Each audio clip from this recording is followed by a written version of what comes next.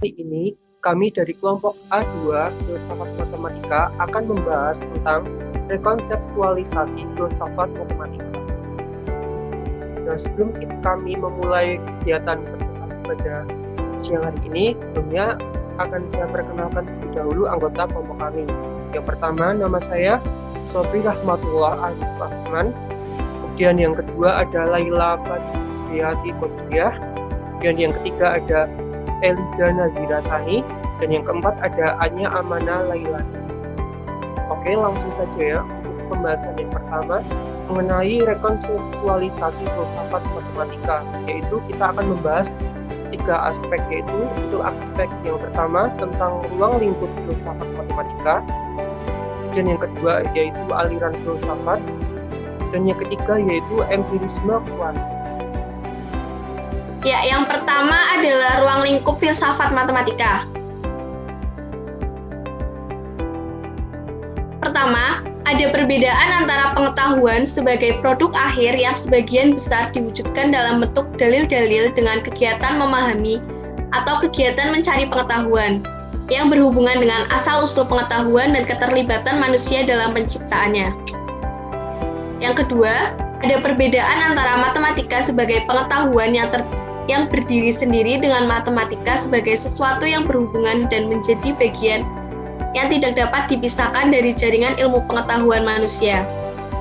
Yang ketiga, perbedaan ini memisahkan pandangan matematika sebagai ilmu yang objektif dan bebas nilai karena hanya terfokus pada logika internalnya sendiri. Dengan memandang matematika sebagai bagian yang menyatu dengan budaya manusia, dan oleh karena itu dipengaruhi oleh nilai-nilai manusia seperti halnya wilayah dan pengetahuan lainnya.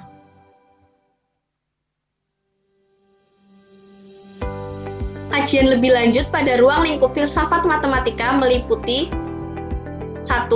Epistemologi matematik, 2. Ontologi matematik, 3. Metodologi matematik, 4. Struktur logis dari matematik, 5. Implikasi etis dari matematik, 6. Aspek estetis dari matematik, dan yang terakhir, peranan matematika dalam sejarah peradaban. Ya, peran filsafat matematika adalah untuk merefleksikan dan memberikan penjelasan tentang hakikat matematika. Masalah kuncinya berkaitan dengan bagaimana memberi penjelasan matematika untuk dapat dipahami. Karena peran filsafat matematika adalah untuk menjelaskan sifat matematika, di mana tugas ini dipahami secara luas untuk memasukkan masalah eksternal seperti sejarah, asal-usul dan praktik matematika, serta internal masalah epistemologis dan ontologis seperti pembenaran pengetahuan matematika. Selanjutnya akan dijelaskan oleh Elida. Selanjutnya, kriteria filsafat matematika seharusnya menguraikan beberapa hal. Yang pertama, pengetahuan matematika. Dalam pengetahuan matematika terdapat hakikat, nilai kebenaran, dan asal-usul. Kemudian yang kedua ada objek matematika, yaitu terdiri dari hakikat dan keaslian. Kemudian yang ketiga yaitu ada keefektifannya terhadap sains, kemudian teknologi dan wilayah lain. Yang keempat, praktik matematika, yang di dalamnya terdapat aktivitas ahli matematika itu sekarang lampau. Kriteria ini seharusnya digunakan untuk filsafat matematika manapun. Kemudian topik kedua dari bahasan kita kali ini yaitu aliran filsafat. Yang pertama ada aliran absolut. Tugas mereka harus mencakup penghitungan sifat matematika termasuk faktor sosial dan sejarah eksternal seperti kegunaan matematika dan asal-usulnya. Karena kesibukan internal mereka yang sempit dan eksklusif, aliran-aliran ini tidak memberikan kontribusi pada penjelasan matematika yang dipahami secara luas, atau dengan kemungkinan pengecualian intuitionism. Dengan demikian, tidak hanya mereka gagal dalam tujuan-tujuan fondasionis yang mereka pilih sendiri, tetapi bahkan jika mereka berhasil, mereka akan tetap menjadi filosofi matematika yang tidak memadai dalam hal kriteria yang diadopsi. Kemudian yang kedua, ada absolutisme progresif. Absolutis progresif matematika melihat matematika sebagai hasil dari perjuangan manusia untuk kebenaran daripada pencapaiannya. Menurut pandangan ini, kemajuan adalah proses penggantian teori-teori sebelumnya dengan teori-teori superior yang menjelaskan semua data sebelumnya dan lebih banyak lagi. Setiap teori progresif mendekati kebenaran lebih dan lebih tepat. Kemudian yang ketiga, Platonisme. Platonisme adalah pandangan bahwa objek matematika memiliki keberadaan yang nyata dan objektif di suatu alam yang ideal. Platonisme berpendapat bahwa objek dan struktur matematika memiliki keberadaan nyata yang tidak bergantung pada kemanusiaan, dan melakukan matematika adalah proses menemukan hubungan yang sudah ada sebelumnya. Menurut Platonisme, pengetahuan matematika terdiri dari deskripsi objek-objek ini dan hubungan serta struktur yang menghubungkannya. Kemudian yang selanjutnya akan dijelaskan oleh Andi. Oke, selanjutnya adalah konvensionalisme. Pandangan konvensionalis tentang matematika itu berpendapat bahwa pengetahuan dan kebenaran matematika didasarkan pada konvensi linguistik. Menurut pandangan ini, konvensi linguistik memberikan dasar kebenaran tertentu dari matematika dan logika deduktif atau bukti mentransmisikan kebenaran ini ke sisa tubuh pengetahuan matematika, sehingga menetapkan kepastiannya. Nah, konvensionalisme ini menawarkan permulaan dari uraian deskriptif tentang sifat matematika, dirumuskan dalam istilah dasar linguistiknya melalui akuisisi bahasa. Karena bahasa menghubungkan matematika dengan bidang pengetahuan lain, konvensionalisme memiliki potensi untuk menjelaskan penerapan matematika. Jadi, konvensionalisme tidak terbantahkan dan memang dapat memenuhi banyak kriteria kecukupan yang diusulkan.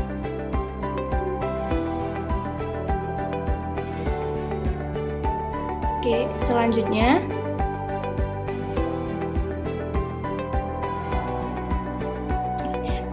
adalah empirisme.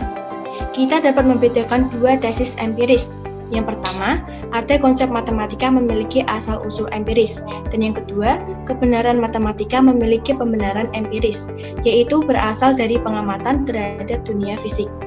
Tesis pertama itu tidak dapat dibantah dan diterima oleh sebagian besar filsuf matematika, mengingat bahwa banyak konsep tidak dibentuk secara langsung dari pengamatan tetapi didefinisikan dalam istilah konsep lain yang mengarah melalui rantai definisi ke konsep pengamatan.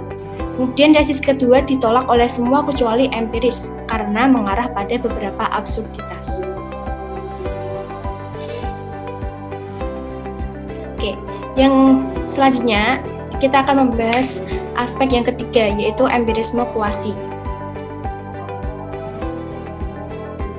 Empirisme kuasi adalah nama yang diberikan untuk filsafat matematika yang dikembangkan oleh Imre Lakatos pada tahun 1976-1978.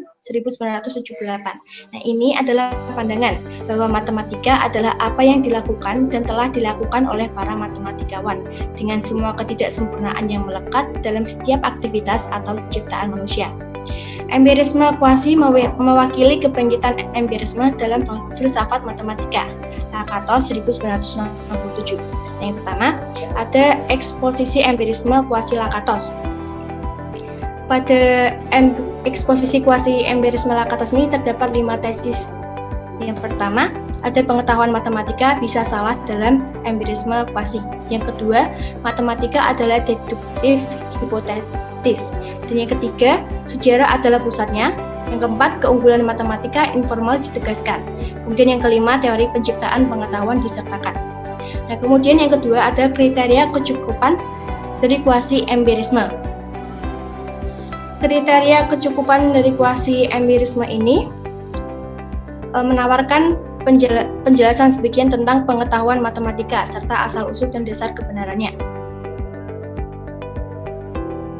Nah, kekuatan kunci dari filosofi matematika Lakatos ini adalah bahwa ia tidak bersifat preskriptif tetapi deskriptif dan sebagaimana adanya dan bukan sebagaimana seharusnya dipraktikkan. Nah, dalam hal ini, empirisme kuasi sebagian memenuhi pengetahuan matematika, aplikasi, dan praktik. Kemudian yang ketiga adalah kelemahan empirisme kuasi Lakatos. Empirisme kuasi itu dapat dikritik dalam beberapa hal. Yang pertama, tidak ada penjelasan tentang kepastian matematis. Yang kedua, Lakatos tidak memperhitungkan sifat objek matematika atau asal-usulnya. Yang ketiga, Lakatos tidak memperhitungkan sifat atau keberhasilan penerapan matematika atau keefektifannya dalam sains, teknologi, dan di bidang lain. Yang keempat, Lakatos tidak cukup menetapkan legitimasi membawa sejarah matematika ke dalam jantung filosofi matematika.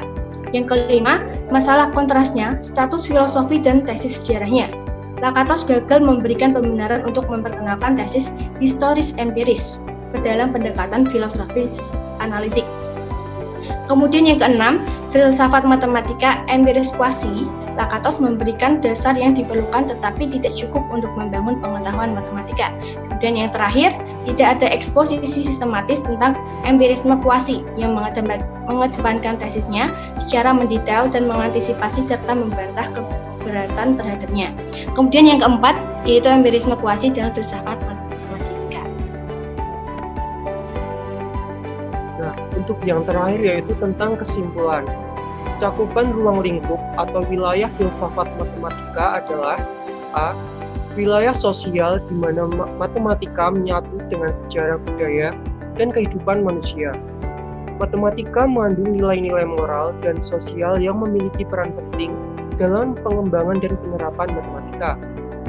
Dan yang poin B, wilayah ilmu pengetahuan di mana matematika tidak dapat dipisahkan dari ilmu pengetahuan empiris, pengetahuan fisik, dan ilmu lainnya. Dan yang terakhir yaitu poin C, wilayah ilmu psikologi di mana memperhatikan asal-usul pengetahuan dan keterlibatan manusia dalam penciptaannya.